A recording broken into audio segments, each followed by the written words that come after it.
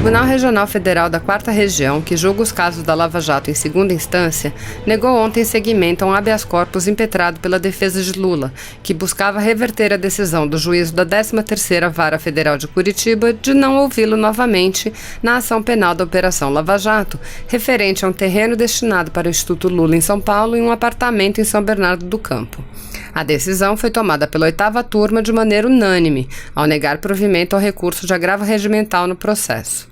No dia 7 de novembro do ano passado, a defesa do ex-presidente da República peticionou no primeiro grau que fosse realizado um novo depoimento dele no processo em que é denunciado pelo Ministério Público Federal por suposto favorecimento à construtora Odebrecht em esquema de corrupção de contratos com a Petrobras.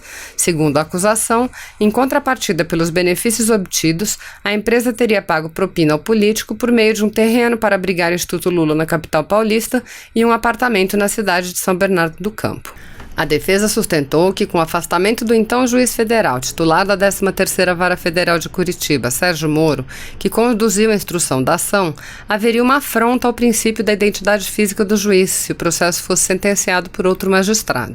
A petição apontou para o parágrafo 2º do artigo 399 do Código de Processo Penal, que determina que o juiz que preside a instrução deve proferir a sentença. A juíza federal substituta Gabriela Hart, que assumiu a condução do processo após a saída de Moro, negou o pedido. Para a magistrado, o princípio da identidade física do juiz não é absoluto e pode ser excepcionado no caso concreto.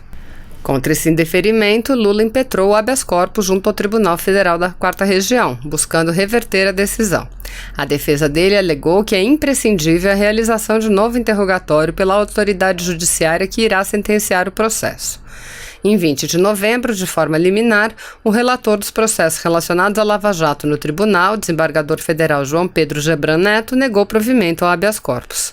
Sobre a negativa de novo interrogatório, o desembargador disse que os processos são instruídos com o registro audiovisual dos atos de oitiva de testemunha e interrogatório. Em tal contexto, é bem possível ao magistrado que assume a causa ter ciência do conteúdo integral do interrogatório, sendo-lhe facultado, se entender conveniente, nova oitiva do réu.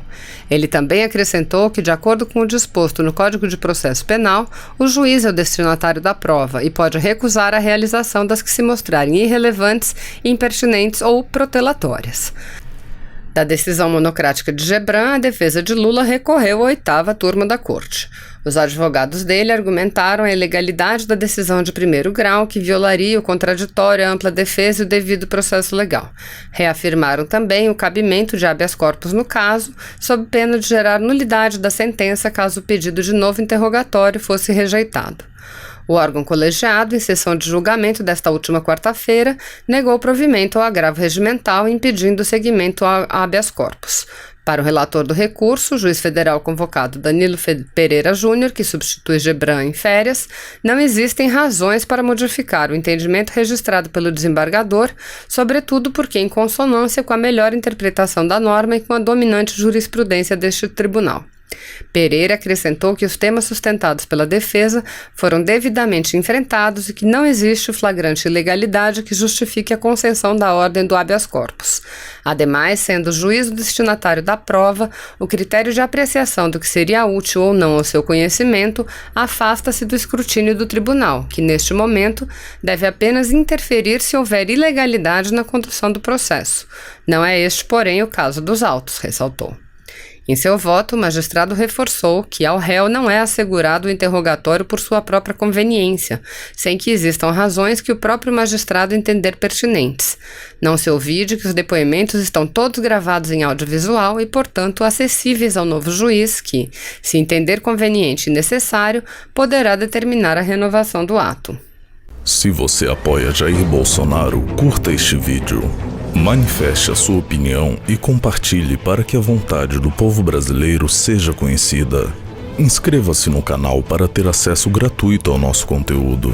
Uma produção Folha Política.